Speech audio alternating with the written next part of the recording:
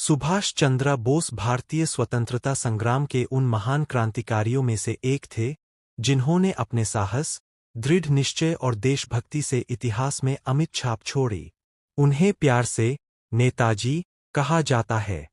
उनका जीवन संघर्ष, त्याग और देश के लिए समर्पण का अद्भुत उदाहरण है। प्रारंभिक जीवन। सुभाष चंद्र बोस का जन्म 23 जनवरी 1897 को कटक में हुआ था। उनके पिता जानकीनाथ बोस एक प्रसिद्ध वकील थे और उनकी माता प्रभावती देवी धार्मिक और संस्कारी महिला थीं। सुभाष बचपन से ही तेज, अनुशासित और देशभक्त विचारों वाले थे। उन्होंने अपनी प्रारंभिक शिक्षा कटक में ही प्राप्त की और बाद में कलकत्ता, अब कोलकाता, के प्रेसिडेंसी कॉलेज में दाखिला लिया। कॉलेज के दिनों में ही उनमें देशभक्ति की भावना प्रबल होने लगी। एक अंग्रेज प्रोफेसर द्वारा भारतीयों का अपमान करने पर उन्होंने विरोध किया, जिसके कारण उन्हें कॉलेज से निकाल दिया गया। यह घटना उनके जीवन का पहला बड़ा मोड़ थी। शिक्षा और आईसीएस त्याग। सुभाष चंद्र बोस उच्च शिक्षा के लिए इंग्लैंड गए और वहां उन्होंने इंडियन सिविल सर्विस (आईसीएस) की परीक्षा पास की, जो उस समय बहुत प्रतिष्ठित मानी जाती थी। लेकिन देशभक्ति उनके अंदर इतनी गहरी थी कि उन्होंने अंग्रेजों की सेवा करने से इनकार कर दिया और नौकरी छोड़ दी।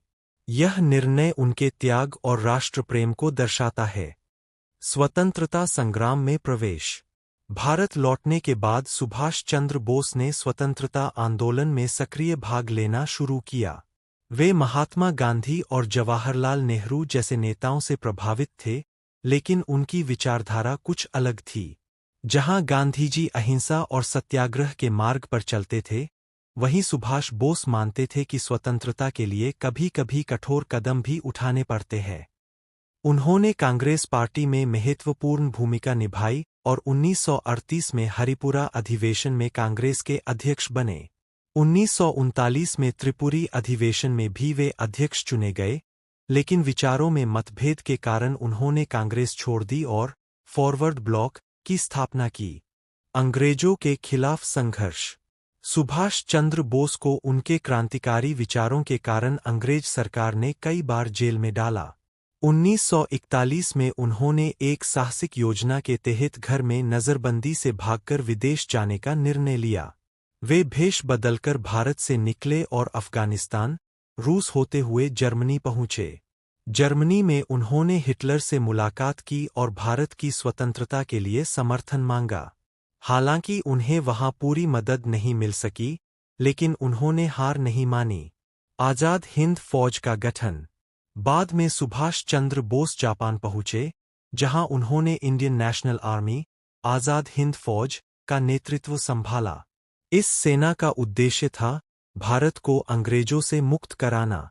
उन्होंने 1943 में आजाद हिंद गवर्नमेंट, आजाद हिंद सरकार, की स्थापना की और खुद उसके प्रमुख बने।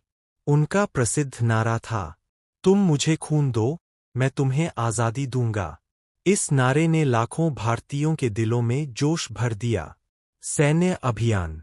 आजाद हिंद फौज ने जापानी सेना के साथ मिलकर भारत की ओर कूच किया।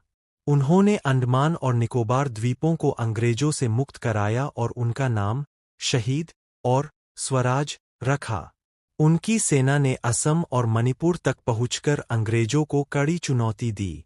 हालांकि संसाधनों की कमी और जापान की हार के कारण उन्हें पीछे हटना पड़ा, लेकिन उनके प्रयासों ने अंग्रेजों की नींव हिला दी। विचारधारा और व्यक्तित्व। सुभाष चंद्र बोस एक दूरदर्शी नेता थे। वे अनुशासन, संगठन और सैन्य शक्ति में विश्वास रखते थे।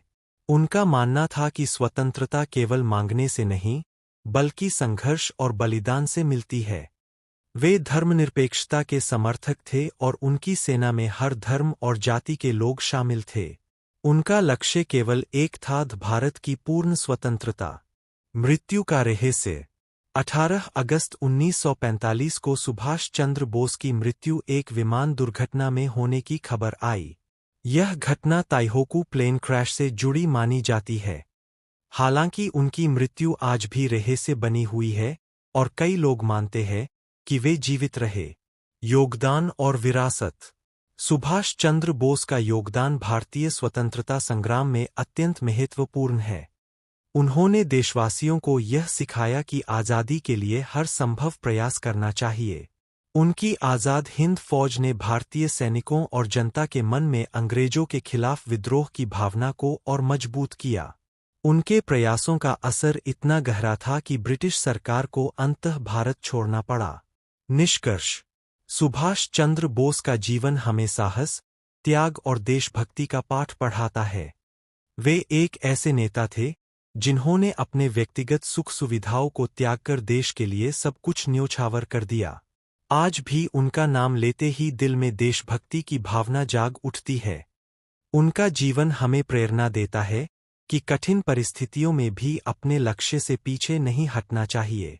नेताजी सुभाष चंद्र बोस केवल एक व्यक्ति नहीं, बल्कि एक विचारधारा थे, एक ऐसी विचारधारा जो आज भी हर भारतीय के दिल में जीवित है।